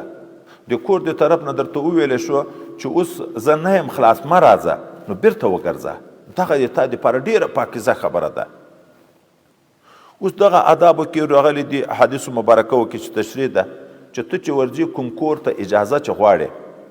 نو ورته به مخامخ نه درېږې. وایي هغه وخت کې خبره وه چې په ورو پسې پرده اچول رواج نه و. اوس هم په ډېرو قومونو کې نشته دغه رواج چې په دروازه پسې پرده پرته وي. اوس نو چې دروازه پسې پرده نه وي، دروازې ته مخامخ چې دروازه خلاص وي خو دننه هر څه وینې، نه به مخامخ دروازې ته درېږي او نه به د دروازې تر چولو یې وارې ورګورې چې ودرې په کور کې څوک شته که نشته. دا اجازه خو وي د دې دپاره چې هلته د نظر ونه لګېږي او نظر وایي صرف دا نه ده چې په ښځه ونه لګېږي کله په کور کې دننه د چا یو داسې شی وي دا نه غواړي چې د ما دا شی څوک وویني پټه اسلحه ده ورسره روپۍ دي ورسره یو بل سامان ده ورسره په ده خفه کېږي چې بل څوک په خبر شي هغه دا یخه د باندې لوڅ ته ته ور وګورې دننې ووینې په ده خفه کېږي نو اجازه چې غواړې د وره په یوه څنګ کې به درېږې او بیا به اول ادب دا ده چې سلام واچې السلام علیکم ادخل اجازه ده چې زه درشم که کور نه جواب نه کړ درچا دوواري به بیا ووایې که بیا جواب نه کړه درچا دریواري به بیا ووایې که بیا جواب چا نه کړو در نور بجې ذاتې به تنګول نه کوي دلته به نه درېږي درې وارې استعلام د استیزان تر درې واره پورې ده او دا چې خپل محارم دي قریبان دي د هغو کره ننوځې نو هم اجازه ضرور ده یو خپله ښځې کوټه ده یو دا نور د خپلې ښځې نه سوا دا نور ټوله کې که د ورور کور ته ننوځې که د پلار کوټې ته ورځې مور دی د مور د هغې کوټې ته ورځې که د خور کوټې ته ورځې که د ترور کوټې ته ورځې چې د محارم دي اجازه به غواړې خو اجازه دوه قسمه ده یو دا ده چې په خوله اجازه وغواړې چې اجازه ده چې درشم یو دا د استیناس دغته میله کېږي چې کور ته ورنږدې شي غاړې تازه کړې وټوخېږې چا د کور کې دننې څوک چې وي پوه شي چې سړی راغی یو صحابي مبارک پیغمبر علیه صلات وسلام ته وی د ما په کور کې یوه کوټه یوه مور ده بل څوک نشته زه چې خپل کور ته مور ته ورننوځم هم اجازه به غواړم نبی علیه السلام ورته چې او هغه ورته چې یا رسول الله صلی الله علیه وسلم خو زه خادم یم بل څوک یې نشته دغه خدمت یې زه کوم بیا به هم زه اجازه غواړم نبی علیه السلام ورته ویل په دغه ته خوشحاله کېږي چې خپله مور لوڅه ووینې وایي نه وایي خو که مور دې دم لوڅ بدن ته خو کتن ناروا دي نو ته غاړې به تازه کوې ښځه د سر د سر غمونځوي کالي بدلوي نو په داسې وخت کې ته ورننوځې چې مور ده هم ورته وایي چې اجازه به غواړي اجازه دغه صورت ته چې غاړې تازه کړه دا خو په دغو کې چې دا محارم دي دا غیر محرم دي موږ تاسو خو په کورو کې غیر محرم رندار غیر محرم ده د تره ښځه غیر محرم ده د ماما ښځه غیر محرم ده د وراره ښځه غیر محرم ده دا غیر محرم په کور کې اوسېږي م اجازه نشته وځي نه وځي بیا هلته ښځه کالي مینځي غاړۍ لوڅه سینه لوڅه لستوڼې راپورته د همده کې لوڅې ګورې وروسته را روان ده چې سړی د خپل محارمو مور ترور خور وریره خورزه چې دا محارم شرعي دي چې په ټول وخت کې نکاح نه دروه د هغه ویښتانو ته کتی شي د هغې غړۍ ته کتی شي د هغه دغه مټو ته کتی شي د هغه پښو غوړګو ته کتی شي غلط نظر خو خپل خور ته هم ناروا ده خو غالبا وای دغه خپل محارمو ته غلط نظر څوک نه کوي نو دغه ځای ته کتی شي نو که ته دا کالي مینځې لستوڼې ورجږدي خو دا ځای نه به وینې هغه د ترور د هغه د خور د محرم د روا ده سر به یې لوڅ وي سر ته یې وګورې هغه روا ده غړۍ به یې لوڅ وي په هغه به د نظر ولګېږي هغه روا ده اما د پردیو ښځو چې نامحرمه دي هغه نامحرم هغه ته ویل کېږي چې نکاح ورسره روا وي لکه د ورېندار سره چې ورور مړ شي یا یې طلاقه کې نکاح خو روا ده د ترور د لور د ماما د لور د دغو سره خو نکاح روا دي د تره د لور سره نکاح روا ده د هغو ویښتانو ته کتل هم ناروا دي د هغې غړۍ ته کتل هم ناروا دي د هغو دغو لیچو ته کتل هم ناروا دي د هغو د پښو غوړګو ته کتل هم ناروا دي نو تا چې ښځه سر لوڅ ده او داسې دی چې دا نامحرم هم په کور کې دي هلته خو ضرور ده چې اجازه به غواړې استیزان که نور نه وي په زوره غږ وکړه وټوخېږه چې ورېندار مخ پټ کړي ځان کوټې ته کې د تره ښځه ده د تره لور ده هغه محرم شرعي نه دي نو یا ایها الذین آمنو هغه کسانو چې تاسې ایمان راوړئ لا تدخلوا بیوتا مه ننوځئ تاسې هغه کورونو ته غیر بیوتکم چې غیر دي د تاسې د خپلو کوټو نه حتی تستأنسوا تر هغه وخته پورې چې اجازه وغواړئ تاسې وتسلموا علی اهلها او سلام ور واچوئ په اهل د دغه کور باندې ذالکم خیر لکم دغه اجازه غوښتل خیر دی بهتره دی د تاسو دپاره لعلکم تذکرون شاید چې پند تر واخلئ فإن لم تجدوا فیها احدا که تاسې نه کړه پیدا په دغه کورونو کې هېڅوک چې اجازه درته وکړي فلا تدخلوها نو مه ورننوځئ. سړی په کور کې نشته ښځه در غږېدی نه شي ته غږ وکړې سړی نشته دغسې ورننوځي پسې حتی یؤذن لکم تر هغه وخته چې تاسو ته اجازه وشي. وان قیل لکم ارجعوا که درته وویلی شو چې لاړ شئ اوس سړی په کور کې نشته فرجعوا وګرځئ هو ازکا لکم دا ډیر پاکیزه ده د تاسو دپاره والله بما تعملون علیم الله تعالی په هغه عمل چې تاسو کوئ ښه علم لري. دا آیتونه چې نازل شو صحابه مبارکینو د یغو کوټو په باب کې پوښتنه وکړه چې د ګدام حیثیت ده د چا سامان په یو ګدام کې ده استوګنې څوک نشته اوس دغه ته به هم بې اجازې نه ورننوځو. یو یا وای دا د لیارو کې دا د یو ځای نه تر بل ځایه به چې تله د مسافرو دپاره کوټې وې چې څوک به په پیښ شو پکې به وبېړول چې څوک به نه و بس ور به بند و. لکه نن سبا د روډو په غاړه انتظارګاوې جوړېږي داسې ځایو ته به موږ بې اجازې نه ورځو. نو نبی سلام نه چې دا پوښتنې وشي الله آیتونه نازل کړه نه هغه پروا نه لري هغه پروا نه لري. د دغې وجې نه موږ فقها لیکي هغه ځایونه چې شخصي نه وي هلته هم پروا نه لري چې نوځي. اسپتال ده اوس اسپتال ده په دغه اسپتال کې ته ننوځي اسپتال ته ښځې ونر کې ګرځي استیزا نه ده ضرور عام خلک دې وځي ننوځي د چا شخصي ځای نه ده. بازار کې روان یې دوکان ته ورتاویږي استیزا نه ده ضرور چې وای د عامو خلکو ورود وي تګ و راتګ وي پکې په هغه وخت کې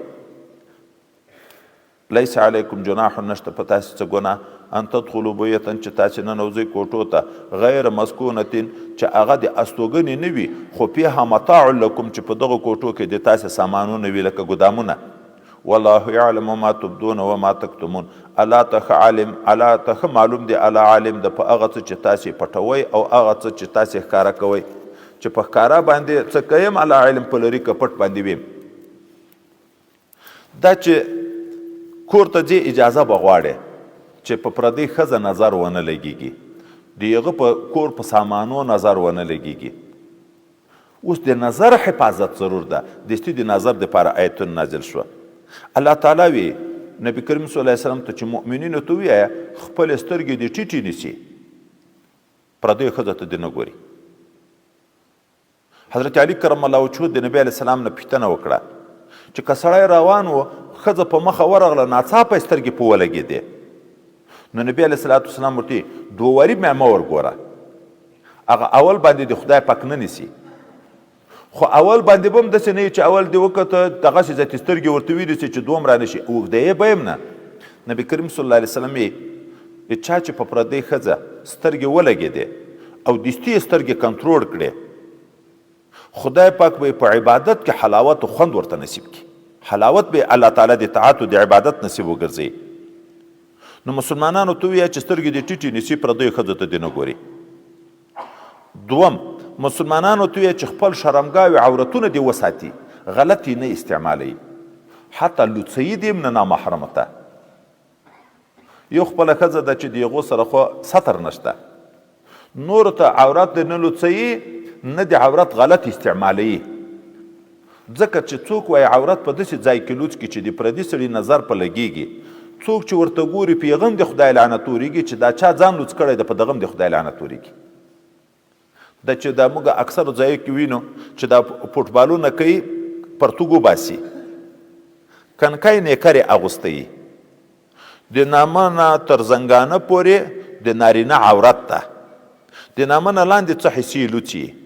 ورانه سر د زنګون هم عورت ده د زنګانه نه راپورته نیکر راپورته وي هلته هم عورت لوڅ ده دلته هم عورت لوڅ ده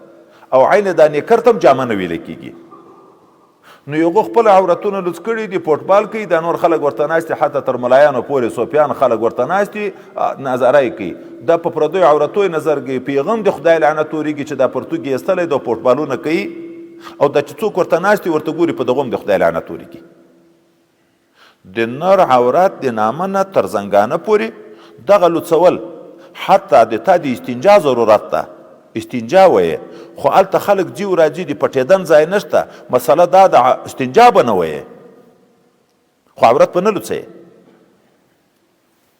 او یو داسې لوڅېدن ده چې د مجبوریت وي سړی د قضای حاجت کوي، جوابي چای کوي، هغه خو بې له دندې عورت نه کېږي. اوس د ځکه نور ځای نه کو پیدا، پټ ځای نه و، هلته د لارې په یو غاړه باندې مخ وګرځوه، په یو طرف باندې په جوابي چي کېنست. اوس دای مجبور ده، خو بل څوک چې ورته ګوري په هغه لعنت ورېږي. دای مجبور ده، په ده لعنت نشته، خو بل څوک چې دته ګوري په هغه باندې د خدای لعنت ده. قل للمؤمنین، ووایه مؤمنینو ته یغض من ابصارهم، ټیټې دي کړي سترګې خپلې د نامحرمو نه، ویحفظوا فروجهم، او ودې ساتي فرجونه خپل، سطرونه خپل د حرامو نه. ذلک ازکا لهم، دغه سترګې ټیټول، د خپل عورت پټول، دا ډیر پاکیزه ده د تاسو لپاره. ان الله خبیر بما یصنعون، بېشکه الله خبردار ده په هغه څه باندې چې دا خلک یې کوي. نرانو په باب کې حکم شو چې دوی د سترګې ټیټې نیسي. اوس د نامحرمو او پردیو ښځو ته نظر څنګه ده؟ ټول بدن ته ناروا ده که خاص ځایونه استثنا شته؟ د مخ او د لاس نه سوا په نور بدن کې خو اتفاق ده چې نامحرمه ښځې ته کتل ناروا ده. د دوی ویښتانو ته کتل، د دوی غړۍ، سینې ته، مټو، دغه څنګلو ته، غوړګو ته، نور بدن ته، خېټې ته، ملا ته، دغو ته کتن دا خو اتفاقي ده چې ناروا ده. په دې کې خو اختلاف نشته. خبر په دې کې ده چې مخ ته کتن یا دغه لاس ته کتن دا څنګه ده؟ بعضې علما وي چې د مخ په لوڅولو او په لاس په لوڅولو کې ضرورت ته ښځې ته، ځکه کله به په کور کې ښځه بل څوک نه لري، نو دا به مجبوره کېږي چې بازار ته ووځي، سودا وکړي، په سودا کې روپۍ ورکوي یا شی را اخلي، نو دا لاس خو ټول نشي پټولی، تر دغه ځایه چې پټ یم دا ځای خو لوڅېږي. هغه کتلو کې ورته تګ و راتګ خبرو کې مخ خو لوڅېږي. لیکن عام فقها په دې باندې دي چې مخ د ټولو ښایستو مجمع ده. د پردۍ ښځې مخ ته کتل صرف په هغه وخت کې روا ده چې خوف د فتنې نه وي. خوف د فتنې څه معنی؟ چې سړي ته په زړه کې غلط سوچ نه پیدا کیږي. دا وایي هلته چې ښځه دومره زړه ده چې د ډېر زړوالي نه د چا شهوت نه ورته پیدا کیږي، او انسان چې زوړ شي رنګ هم کمزوری شي، نو رنګ هم کمزوری او د زړښت په لحاظ باندې هم د چا شوق نه ورته کیږي. نو هلته که داسې ښځې ته وګوري چې دا خوف د فتنې نه یې پروا نه لري، او که خوف د فتنې ده، ښځه د دې عمر نه خو لویه ده، لیکن وایي ښایست لري، دومره رنګ یې نه ده کمزوری شوی چې چا شوق نه ورته کېږي، بیا به هم نه ورته ګوري. او که سړی ځوان ده، ښځه پیغله ده، دغه ته خو کتن ده ناروا، دلته خو ده فتنه. ولې؟ حضرت پیغمبر صلی الله علیه وسلم په اوښه سپور ده، شاته حضرت فضل ابن عباس رضی الله عنه د حضرت عباس زوی د ده د اکا زوی ورسره سپور ده، د حج سفر ده. د خثیمه د قوم یوه ښځه راغله، ځوانه ښځه ده، ښه ښایسته ده، حضرت فضل هم ډېر ښایسته و. دغه حضرت نبی علیه السلام نه دغه ښځه پوښتنه کوي، پلار مې سپین ږیری، حج په فرض ده، خو په اوښه ځان نشي تکیه کولی، راتلی نشي، که زه د ده دپاره حج وکړم د غاړې په خلاصېږي که نه؟ نبي علیه السلام ورته ویله چې او. خو عین په دا خبرو کې دا ښځه دغه ځوان ته وګوري، دا ځوان هغه ښځې ته نبي علیه الصلاة والسلام د حضرت فضل داسې مخ ور وګرځو، په دا بل طرف یې تر واړوه. حضرت عباس ولید دا حالت، بیا حضرت عباس پوښتنه تر کوي چې یا رسول الله صلی الله علیه وسلم د خپل اکا زوی مخ دې ولې وګرځوه؟ ده ورته ویلې ځوان ښایسته سړی ښایسته ښځه وه، زه په دغه وډار شوم، ګورې دا خوف د فتنې، زه په دغه وډار شوم چې شیطان دوی ته غلط سوچ ور وانچي، چې ځواني یې وایي هغه د منشه وښوه، ځوان سړی او ځوانه ښځه، زه په دغه وډار شوم چې ده چې دی چې شیطان غلط سوچ ور واچوي، ځکه مې مخ ته وګرځوه. نو سړی به پردۍ ښځې ته چې هغه داسې ښځه ده چې د اشتها ورته کېږي، جنکۍ چې د اووه کلنۍ نه پورته شوه، د اووه کلنۍ نه چې کنکۍ وي وایي شوق نه ورته پیدا کېږي، د اووه کلنۍ نه چې پورته شوه د داسې جنکیو سره د زیاتې احتیاط کوي چې پیغله هم لیا نه ده، او چې پیغله شوه بیا تر هغه وخته پورې چې 40 پنځه 40 کلو ته رسېږي، په دغه وختو کې به سړی پردۍ ښځې ته نه ګوري.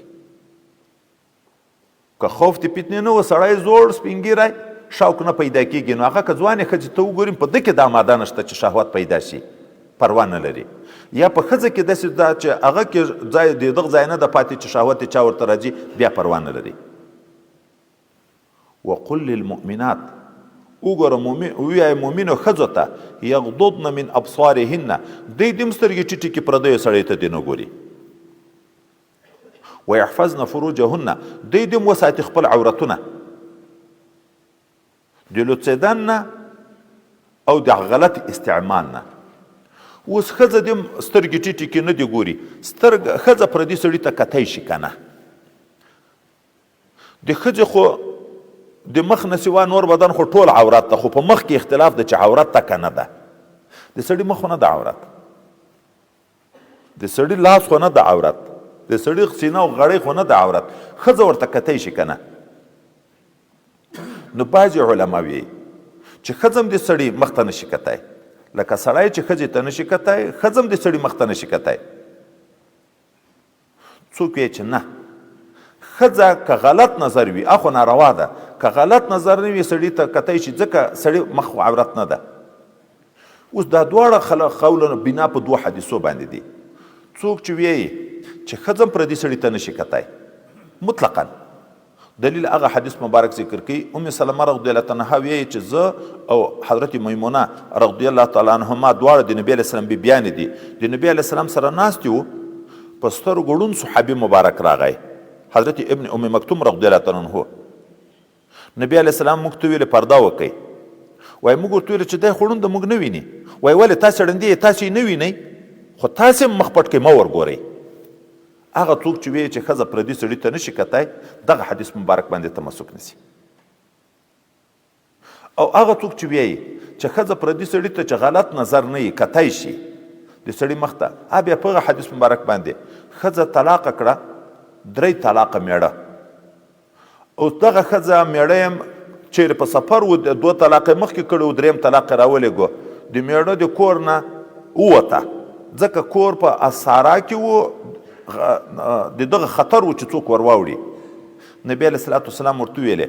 چې ته عده تېره کړه د ابن ام مکتوم رضی الله عنه په کور کې دغه د ړانده صحابي مبارک په کور کې عده تېره کړه ولې دی ړوند تا نه ویني اوس ښځه ټوله عده په دغه کور کې تېري هغه ته به ګوري که به نه ګوري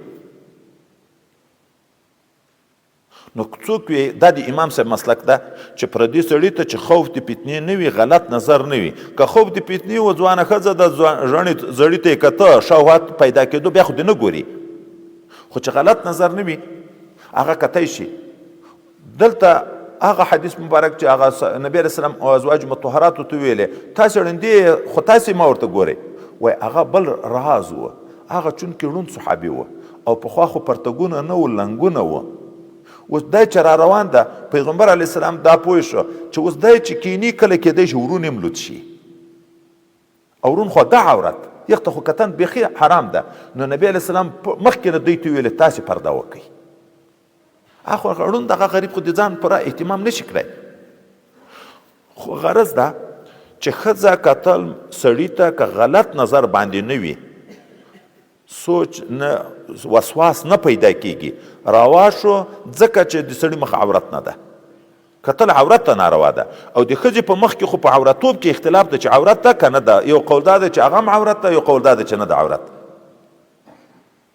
او د دې نور بدن ټول عورت ده نو چې ټول عورت او ویښتان به هم چاته نه ورلوڅوي غړۍ به هم چاته نه لوڅوي دا مټې دا لاسونه به هم چاته نه لوڅوي او هغه څوک چې نامحرم شرعي ده لکه لیور ده د تره زوی ده د ماما زوی ده اوښی ده چې دی مو په کورو کې وځي نه وځي د دغو سره خو نکاح روا ده دغو ټولو نه به ویښتان پټ ساتي غړۍ به پټه ساتي لاسونه به پټ ساتي ځکه د دې ټول بدن عورت ده ولا یبدین زینتهن اوس د ښځو نور مسایل ته وګورئ مخکې ما پرون ویله چې نبی علیه السلام یې په ښځو صورت نور زده کړه خطونه مه په زده کوئ نبی علیه السلام یې نبی علیه السلام یې ښځې بالاخانو ته مه خېجوئ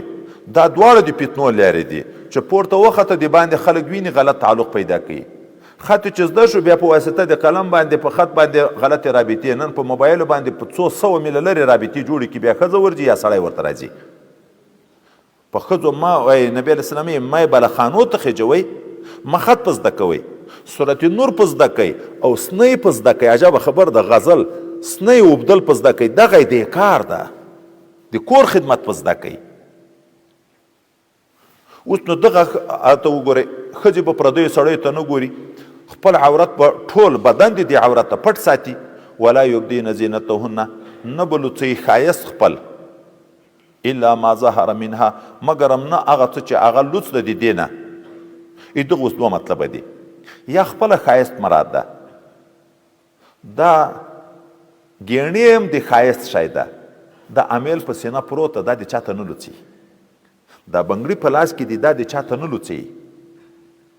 دا لښتۍ په غوږو کې دي، دا د چاته نه لوڅي. الا ما ظهره، چې هغه نشي پټولی، لکه کالي. د ښځو خو کالي هم ښایسته وي،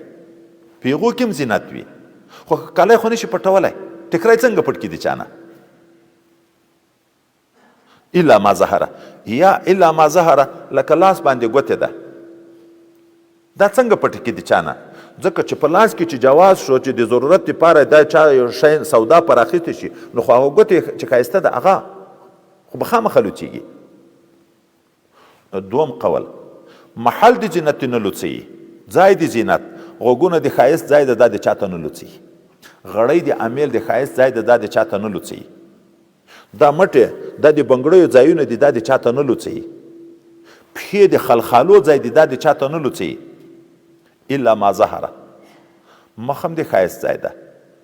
خو کله ښځه د کور نه وځي سترګې تورې وي، دا سترګو کې رانجه اچول دا ښایسته که نه ده؟ دغه نشي پټولی. لکه پخوا دا چادري رواج نه وي، نو د فقه مسله دا وه، ښځه چې د کور نه د مجبوریت په خاطر وځي، نور ځان به پټ کړي، مخ به پټ کړي، خو دا یوه سترګه به لوڅوي چې لیار په ویني. اوس دغه سترګه په سترګه کې زینت ته رانجې پکې استعمال کړي دي، خو دا لوڅه ده، مجبوره ده، دغه سترګه نشي پټولی، بیا خو لیار نه ویني چې لاړه شي. الا ما ظهره، دا بیا پروا نه لري. ځایونه د ښایست هم چاته نه لوڅوي. او دا چې په ګریوان ښایسته ده، کړی د پټک باندې، غمی پټک ویلی دي، امیل په پروت ده، په دغه د برسیره پلاو اچوي. ګورئ دومره سطر لحاظ ته اوس ګورئ، پلاو دې په اچوي چې دغه د سینې ښایست دی، دا د کالي، دا د خپله سینه خو نه، دا د ګریوان ښایست هم څوک ونه ویني. وليضربن بخمورهن على جيوبهن، راتاو دي کی ټکری خپل په ګریوانو باندې، چې موږ تاسو پښتو کې پلاو ورته وي، دا ټکری د داسې په سر کې چې داسې واچي، وای د داسې اچولو سره غوږونه به هم پټ شي، غړۍ به هم پټه شي، سینه به هم پټه شي. وروسته یو ځای به راځي، ولا تبرجن تبرج الجاهلیة الاولى، پخوا وختو کې ښځو ټکری به په سر کوه، هم دا ټکری به دواړه لورې داسې شاته واړوه، په سر به و، خو نور به ټکری داسې و، نو سینه، غړۍ، غوږونه دا به ټول لوڅ وه. چې وځي د ضرورت په خاطر باندې، چې وځي د ضرورت په خاطر باندې، نو داسې به نه وځي لکه د جاهلیت د دور ښځې چې ټکری یې شاته اچولی، دغه غوږونه، غړۍ، سینه یې ټول، نه، ټکری دې د ځانه داسې تاو کړي، پلو دی واچي چې غوږ هم پکې پټ شي، غړۍ هم پټه شي، سینه هم پټه شي. ولا یبدین زینتهن، نه دې لوڅوي ځایونه د ښایست خپل، الا لبعولتهن، مګر هم خپلو میړو ته یې لوڅوی شي. ښځه او میړه ټول بدن پټ عورت نه ده سره، لیکن عین شرمګاه ته کتل دا وای مکروه ده. ام المؤمنین حضرت عایشه صدیقه رضی الله تعالی عنها چې د نبی علیه السلام محبوبه ده او ډیره په ګرانه ده، ټول محبت یې دې سره د پیغله ده، نه کاله وخت ورسره تیر کړی، په دا نه کاله کې دا وی ما د نبی علیه السلام عورت نه دی لیدلی، نبی علیه السلام د ما عورت نه دی لیدلی. نو دا نور اندامونه، دغه خو میړه ته ذاتي ټول بدن لوڅوی شي، خو دغه ځایونه دلته نه دي تر مراد ټول بدن، ځکه چې دا وروسته چې را روان دي په عطف کې هغه کې دغه لیچې دغه غړۍ دا سر دغه مځکې دي، نو نه دي لوڅي ځایونه د ښایست الا لبعولتهن میړو خپلو ته او ابائهن یا پلرو خپلو ته او اباء بعولتهن یا پلرو د میړو ته چې موږ تاسې خسر ورته ویایو، او ابنائهن یا خپلو زمنو ته او ابناء بعولتهن یا بونځي چې د میړه زمن دي د دې نه دي خو د میړه زمن دي بونځیو ته لوڅوی شي، او اخوانهن یا ورونو خپلو ته لوڅوی شي، او بني اخوانهن یا ورېرونو ته لوڅوی شي، او بني اخواتهن یا خوریونو ته لوڅوی شي. کوم ځایونه؟ ځایونه د ښایست، لیچې، غوږونه، غړۍ، دا د ښایست ځایونه، دا دغه خپلو محارمو شرعیو ته دغو ته لوڅوی شي. او نسائهن یا خپلو ښځو ته، خپلو ښځو نه مراد مسلمانې ښځې، حرائر اصیلې ښځې، یوه ښځه بلې ښځې ته، نفس دا ښځې بلې ښځې ته کوم ځای ته کتی شي؟ وایي مسلمانه ښځه بله مسلمانې ښځې ته په کتلو کې داسې ده لکه نر ته، نر ته. اوس نر د نر بدن ته د نامه نه پورته ته کتی شي، د زنګانه نه لاندې کتی شي، ښځه هم ښځې ته کتی شي، اما د نامه نه لاندې تر زنګانه پورې ښځه هم ښځې ته نشي کتی.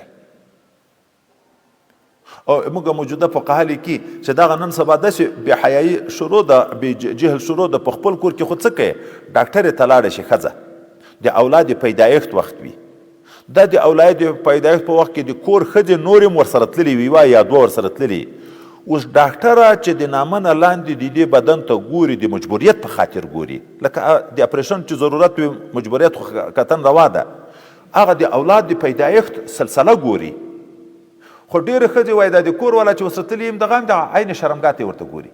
دا خو څه کوي؟ هسپتال ته نورې پردۍ ښځې راغلي هغه هم ورته ولاړې. په ښځو کې وایي دا ماده د شرم ډېره کمزورې ده، حیا نشته پکې، لوڅې ورته ګوري. دا د نامه نه لاندې تر زنګانه پورې ښځه هم ښځې ته نشي کتی، که مور و لور وي هم، که خور و خور وي هم.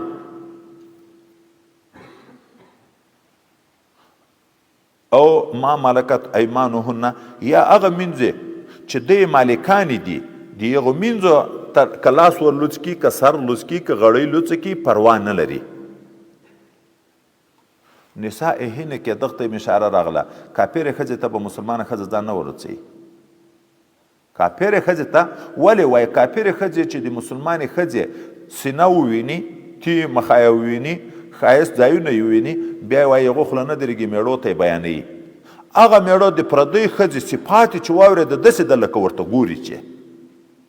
لہذا موجوده فقها لیکي چې دا فاسقې ښځې د دغو نه به هم ښځه سطر کوي. دا کوټیانۍ، دا چچګرې،